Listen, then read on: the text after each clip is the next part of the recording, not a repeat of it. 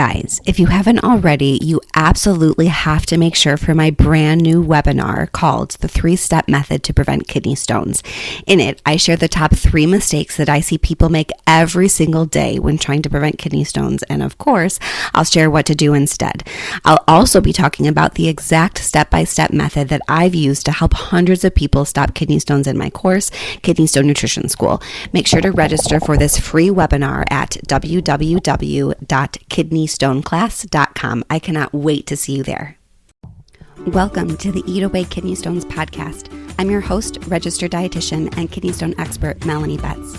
After learning a ton about kidney stones and helping people prevent stones at the University of Chicago, I was fed up with all the terrible advice people were finding online. So I decided to do something about it. The Kidney Dietitian was born. This podcast is for people who want to learn what actually works to prevent kidney stones and still enjoy life, eating, and their favorite foods. Let's dive in.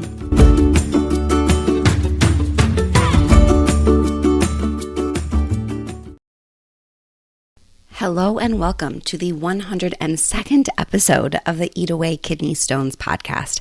As always, I'm your host, registered dietitian and kidney stone expert, Melanie Betts.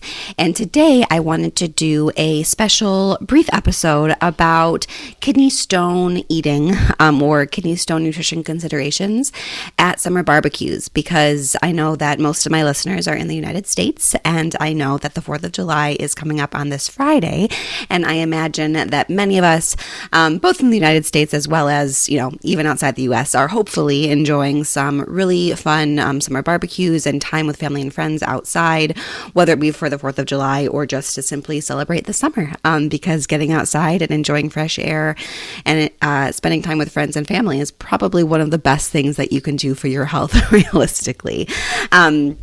And so just in time for the summer and for the 4th of July, I wanted to share some of my top tips for managing these social situations, because I hear from my Kidney Stone Nutrition School students very often that these types of activities invoke a lot of stress and sometimes even fear and panic in terms of what am I going to eat? Is there going to be anything, quote, safe for me? Although we know that literally every single food on this earth is okay for you to eat, but I know that sometimes it doesn't feel like that.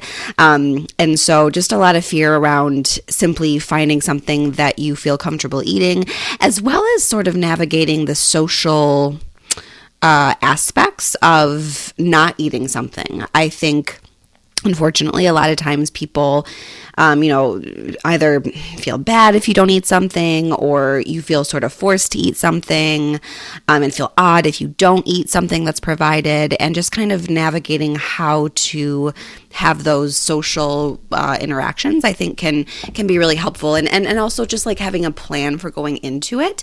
Because realistically, especially on this social interaction front, it's not going to be nearly as bad as you build it up to be in your head.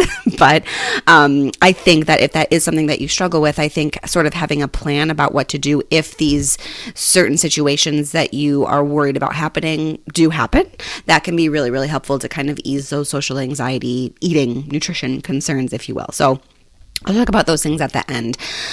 But the first tip that I have for you to stay kidney stone safe, we'll call it, if you will, at your sort of typical summer barbecue is very simple. But guys, I'm a kidney stone dietitian, and so I have to say it. Just simply stay hydrated. I know that is literally the most boring advice ever, but it cannot be more true. If you are outside at a summer barbecue, chances are, hopefully, it's a little bit warm, right? You might be spending more time in the sun. You're probably sweating a little bit more than usual.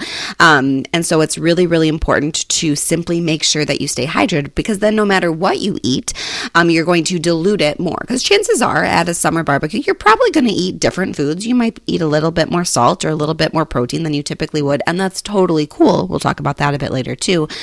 But in order to help dilute the likely higher potentially calcium and oxalate and lower citrate or whatever it is that is going to happen in your urine that next day or two, I think it is really, really important to simply stay hydrated. If you go back and listen to episode 99 of the podcast, actually just a couple of weeks ago, I sort of did a much deeper dive into the importance of hydration in the summer in general and how much more water to drink and all of those types of things. Spoiler alert, There's not a magic formula, but I did talk about in that episode that when you find yourself in unusual situations, like a summer barbecue, and you're spending, 5 hours outside in the sun, or you are swimming or on a boat or running in the super hot weather, whatever it is, situations where you are likely sweating more than you would in sort of your normal daily life, it becomes obviously extra important to hydrate. And I definitely think that a traditional summer barbecue is one of those times where you likely are sweating a lot more than you typically would. So definitely make sure to hydrate. I know many of us may enjoy an alcoholic beverage or two when you are at a summer barbecue, which is completely fine. Having kidney stones is not a reason to not enjoy an adult beverage if you otherwise would. Obviously not saying, advocating for alcohol from a health perspective, but having stones isn't necessarily a reason that you can't enjoy a beer or a glass of wine or whatever your drink of choice is. But I do think a good rule of thumb is to alternate between water and alcohol. Probably just in general, honestly, but especially when you're outside from a stone perspective, to make sure that you are taking in that water. So you have, you have a drink, and then making sure that you have a glass of water in between each drink. If you are enjoying multiple drinks, can be a really, really great way to make sure that you are getting in that water. Don't be afraid to bring your usual water bottle to the barbecue. Don't be afraid to kind of do all the typical things that you might do. Have your phone on you with your reminders or whatever it is, right? I know people with kidney stones, we all tend to have very specific, unique ways about how we track our water and tips and tricks to help make sure that we get in enough water. So don't be afraid to carry on those things at the barbecue for however makes sense, right? I'm not saying that you have to bring your pitcher of water. Whatever you feel comfortable with, whatever makes sense for the situation. Don't be afraid to figure out a way to carry on those habits even when you're at that barbecue, because it's really easy to just kind of forget to drink because you are having fun and talking to people and doing different things. So just whatever you can do to help make sure that you stay hydrated, I think is by far my biggest tip to navigate this summer barbecue situation. All right. So my next tip is to bring a veggie or fruit side dish. If you are, I'm assuming that you are visiting a friend. If you're hosting, then you obviously have complete control over the food that's there, and that becomes a little bit easier. But if you are visiting someone, make sure that you bring a veggie or fruit forward side that you love. That's something that you're looking forward to eating, and that is something that you can sort of help fill up on, so you aren't left with only super salty and other things that are, when you eat enough to make a whole meal, are going to put you over your sodium or protein budget or whatever it is, right? So this can be as simple as a watermelon. What is more summer barbecue than a watermelon? That is a great option. It's packed with fluid and it's delicious and just screams summer. And that's so simple, and obviously is incredibly low sodium, and is a great thing to kind of make sure that you have, so you have these options again to fill up on. Not saying that you can't eat a hot dog or a hamburger or the potato salad or whatever it is that you're looking forward to. You definitely can, and we'll talk about that in a second. But I think that making sure that you have at least one thing there that is not laden with sodium is a really, really great way to make sure you can kind of fill up on that thing and enjoy the other things in smaller portions, so you also don't end up feeling super icky, right? So I think a watermelon is a great option. Even doing just a veggies and dip tray can be a really great option. You could do I feel like corn salads are sort of trendy right now. So doing a corn, tomato, avocado, mozzarella salad or something like that would be really, really delicious. You could even bring just a lettuce salad with dressing on the side. You could do, guys, there's so many fun things. What else would be another really fun veggie? Even just corn on the cob, that would be another super easy screaming summer thing. Right, just kind of thinking very simple. These things are going to be easy for you to prepare, and also are, again, going to make sure that you have this option with you that's going to be available to you at this barbecue, so you can fill up and you don't feel like you only have these foods that you maybe would prefer not to eat a ton of, right? So moving into how to manage or think about the foods that we might not want to not eat a ton of at a summer barbecue, the biggest nutrient from a kidney stone nutrition standpoint that comes to mind is really sodium, just because I feel like our traditional barbecue meals tend to be super high in salt. Like we think like hot dogs and sausages or bratwurst, commercially made potato or macaroni salad or pasta salad or something like that, ribs with like tons of barbecue sauce, right? Like all of these things, are just super, super high in salt. And so I wanted to really call out, in my view, the two saltiest culprits that I think that you will likely encounter at a summer barbecue, and give you some different options that I know will really, really help keep your sodium down. And so the first saltiest culprit might surprise you, but the first one really is, and I already mentioned it, those commercially made salads or baked beans, right? So like a commercially made potato or pasta salad, a commercially made like canned baked beans, These things are surprisingly high in sodium, like upwards of like 800 milligrams to a half cup. And that's not going to fill you up. Like that is not worth 800 milligrams. Plus, like, is it really that good? Like it's so much better when you make it yourself anyway, right? And so my advice to avoid these super salty sides is to make them yourself. So, I talked about bringing a super simple like fruit or veggie side to make sure you have some of those options available. But if it is possible, I think that making these side dishes yourself is a genius way to really cut back that sodium, like easily cut out, honestly, 1,000 milligrams. Like it's very easy to eat a cup of pasta salad, obviously. And you could easily, be getting more than 1,000 milligrams of sodium from that commercially made stuff. And you could definitely make one yourself that is much lower in sodium, probably just a couple hundred milligrams. In fact, I have a new recipe on my website, a low sodium pasta salad that I'll definitely link to in the show notes because I think that would be super helpful for you. I also have a low sodium baked bean recipe, which is delicious. I haven't made that in a long time. I should make that soon. I should make that for a barbecue coming up. But anyway, so I have that recipe, and I think both of those would be really, really great options to bring. Another one of my favorite low sodium sort of side salads, if you will, is like a side cucumbers and vinegar with onions. So simple and so delicious and so refreshing in the summer. I'll link to that recipe as well. Those are kind of my three top recommendations for you to check out for these much lower sodium sides. Again, I have that low sodium pasta salad, low sodium baked beans, as well as that my cucumbers and vinegar recipe. All of those are so good and so easy. And again, swapping these simple swaps, it seems so simple, but just that simple swap again could easily save you 1,000 milligrams of sodium just by making these things yourself. And again, they honestly taste a lot better anyway if you make them yourself. And none of my recipes are super, super complicated. So that's the recommendation number one to really help cut the salt is just be really mindful of those side dishes because the sodium in those things adds up so fast. So definitely check out some of those recipes if you are interested. And then the second saltiest culprit I think that you will encounter at a summer barbecue is processed meat. So this is going to be things like hot dogs, bratwurst, and sausage, and also ribs. Just because like barbecue, baby back rib, just because that barbecue sauce is so salty.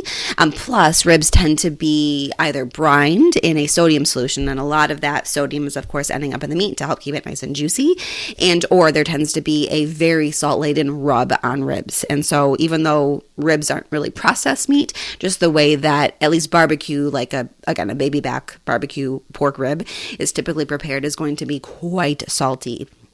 And so, I also want to, before I say this next thing, I want to give a quick caveat that if you love ribs, I actually love ribs myself, and if you love a hot dog, right, and it just is not the 4th of July without a hot dog, I 1000% respect that, and you eat your hot dog and you enjoy it. That is completely fine.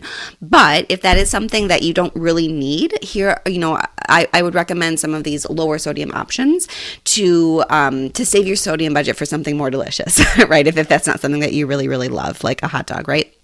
So the traditional barbecue options, entrees that I think are going to be much lower in sodium is going to be a veggie burger. Even though veggie burgers can be fairly high in sodium, I think that they can be a really great option. Plus, then we're getting that plant-based protein, which is always a good option for people with kidney stones.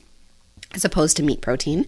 I also think just a hamburger, especially if it's a hamburger that was made from scratch, or honestly, a lot of frozen burgers don't have a lot of salt in them. Some do, some don't. You kind of have to look at the label. But I think generally a hamburger or a veggie burger is going to be a lot lower in sodium than a hot dog, a bratwurst, or barbecue ribs. The other option that I think can be really great is a pork chop. That is going to generally, again, these are all, I always have to speak in generalities because you never know. There's definitely some pork chops that are probably going to have more salt in them than a hot dog. But I think generally, especially if you're making a pork chop sort of from scratch, I think that can be another really great sort of traditional barbecue option that can really help keep that sodium down. And of course, if you want to get real crazy and really go off the rails, you could do something like a barbecued tofu. You could even do a barbecue sauce, barbecued tofu. I actually have a recipe for low sodium barbecue sauce that I'll also put in the show notes because I feel like that would also be relevant for this episode. And you could obviously use that on tofu or ribs or chicken or whatever it is. Along those lines, I think doing a barbecue chicken is probably going to be a lower sodium option, especially if you're mindful of the sodium in that barbecue sauce and you don't use a ton of the sauce, and or you use a lower sodium option like my recipe for the low sodium barbecue sauce. And just again, these simple switches, like just being mindful about the entree that you choose and the side salads that you're adding, that alone is going to save you, again, potentially like 2,000 milligrams of sodium. Again, it's totally okay. If you love commercially made pasta salad, have some commercially made pasta salad, but just know that is adding quite a bit of salt to your meal. So maybe choose other options in your meal to be a little bit lower in sodium so you don't completely go overboard on the sodium for that one meal, right? Does that make sense? And then lastly, I want to preface all of this. Whenever I give this, eat this, don't that kind of advice, I want to stress how important it is to know that you do not make a kidney stone in one day. Whenever I do an episode, like, I did one for Thanksgiving or I think I've done previous probably 4th of July episodes. I just want to stress that you do not make a kidney stone in one day.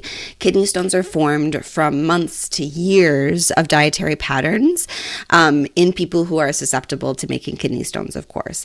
And so I do not want you to lose your mind and be so afraid to eat and make this a big deal. Like, just go be mindful about what you eat and enjoy the day. Like, that is going to be so much more important and so much more beneficial to your health truly than stressing about every single milligram of sodium that you're eating, or that your plate is as veggie full as it typically is, or that you're not eating too much protein or whatever it is, right?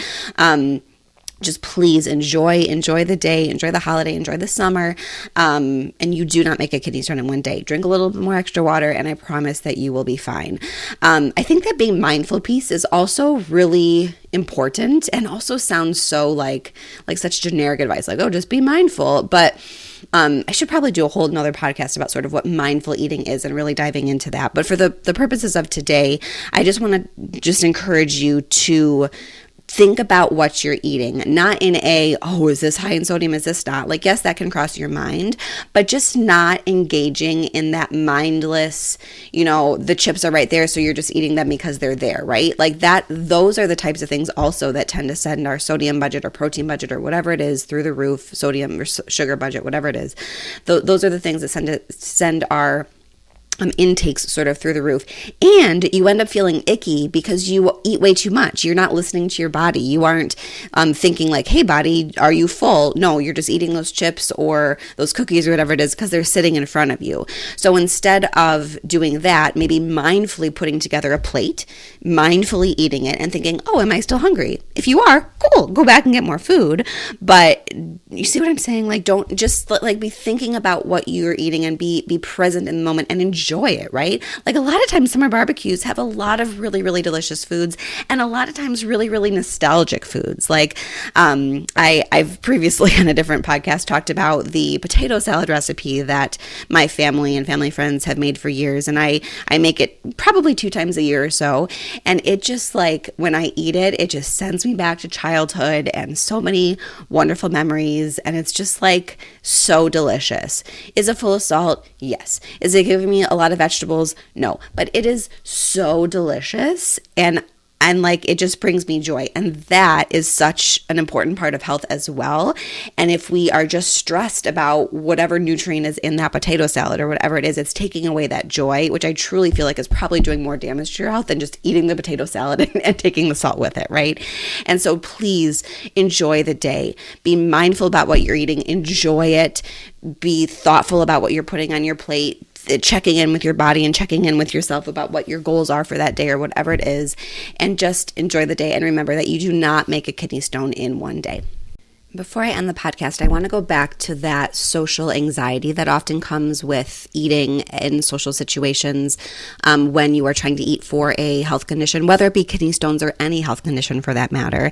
And I really do think that a big way to help ease that anxiety is to just have a plan about what you're going to say or do if situations come up. Because I imagine that there are certain things that you're just expecting family members to say, and you're just don't want to deal with it, right? And so I think having a plan about what exactly you're going to do is really, really helpful. Even down to the planning out exactly what you're going to say to them. So something like, I prefer not to talk about what I'm eating, right? That can be just a really straightforward way to like, hey, like, I'm not interested in this conversation. Or you could say, I'm really prioritizing my health and preventing kidney stones right now, and so I'd prefer not to eat that, right? Or I'd prefer to eat this instead. Or I've been listening to this cool podcast with this kidney stone dietitian, and she said this, right? You could turn it into maybe a teaching opportunity. There's so many different ways that you could handle it. And I also want to really stress that kidney stones are a real medical condition. I know that sounds silly, but I feel like I need to say that because so often they're not taken seriously by either our culture or even our doctors, unfortunately. And so your friends and family might not realize that kidney stones are a serious chronic condition, truly. And they also may not realize how important nutrition is when it comes to preventing kidney stones. And so you could take that as an education opportunity, but also it's, if you don't feel like you want to, you certainly have no responsibility to educate people about it. You certainly do not need to do that. But I am saying all of this to really impress how you have a legitimate health concern, you have a legitimate health condition and legitimate reason for either asking that certain foods be there or bringing something that you would prefer to eat versus what you know is going to be there, or saying no to the food that your Aunt Sandy is pushing, right? Or whatever it is. You have a legitimate medical condition, and it is completely okay to ask for foods that you know are good for you, and to say no to foods that don't, are not best for you or that you don't feel like eating that day, right? I think, if someone had heart disease, right, there would be no question. People would be praising them, oh, good for you for not choosing that hamburger, whatever it is, right? If people had diabetes, that it would be completely socially acceptable to, quote, make the right choices, air quotes here, whatever that means. But you know what I'm saying, right? And I feel like for kidney stones, there's just not that same level of awareness about how important nutrition is, even though I would argue that it is equally as important for kidney stones as it is for something like diabetes or heart disease or something along those lines, right? And so just kind of giving you that little boost of confidence if you do struggle with these social anxieties around eating, that it is completely okay, and you need to do what's best for you. You are the best advocate. You're the only person who will advocate for you, right? Probably at the end of the day, or the best person to advocate for yourself. And so it is completely okay, and it is completely in your right to ask for these things or to say no to certain things, right? You are not being a burden. Chances are you are spending the summer barbecue with friends and family who want you to feel comfortable and welcome and enjoy the day, and they want to make sure that they're doing whatever they can to accommodate you. So if you are asking for special things, I think, again, it's completely okay. Plus, as I often say, what we talk about for kidney stone nutrition is really very much in line with what literally every single person should be doing anyway, right? Obviously, other people have unique health conditions and whatever, but as a general rule, a healthy kidney stone diet, again, I'm using huge air quotes there because we know kidney stone nutrition is different for every single person, but in general, the types of things that we talk about to prevent kidney stones are exactly the same things that we recommend for for the general health of Americans, right? Like not eating a ton of salt, not eating a ton of sugar, making sure you're not eating a ton of meat. You are eating your fruits and vegetables. You're getting in your fiber. You're drinking your water, right? These are all just like good practices. And so I just have a really hard time believing that your family wouldn't be on board with or even appreciate you bringing a unique dish to kind of help vary up some of those heavier traditional summer barbecue dishes to, again, add that variety, add lightness, and to have something that everyone would probably benefit from eating. So with that, I will close this episode of the podcast. I really hope that this you enjoyed this one and that gives you some really tangible tips to tackle your 4th of July summer barbecue or whatever summer barbecue that you're going to the next couple months, because it is now high summer. Somehow we're already like at the 4th of July, which is crazy to me. Summer is flying. So I really hope that this was a podcast that you found a lot of help from. And as always, if you have a question that you would like me to tackle on the podcast, I would absolutely love to hear from you. If you just head to kidneystonepodcast.com, you can record your question for a chance to get answered on the pod. So again, have a lovely Wednesday. Happy 4th of July to those of you who are celebrating, and I will see you again next Wednesday. Thank you for listening to today's episode. For more help with kidney stones, check out my website, www.thekidneydietitian.org. For more personalized help from me, check out my online course, Kidney Stone Nutrition School. VIP enrollment includes help directly from me. I can't wait to see you there and help you prevent kidney stones. Have a great day.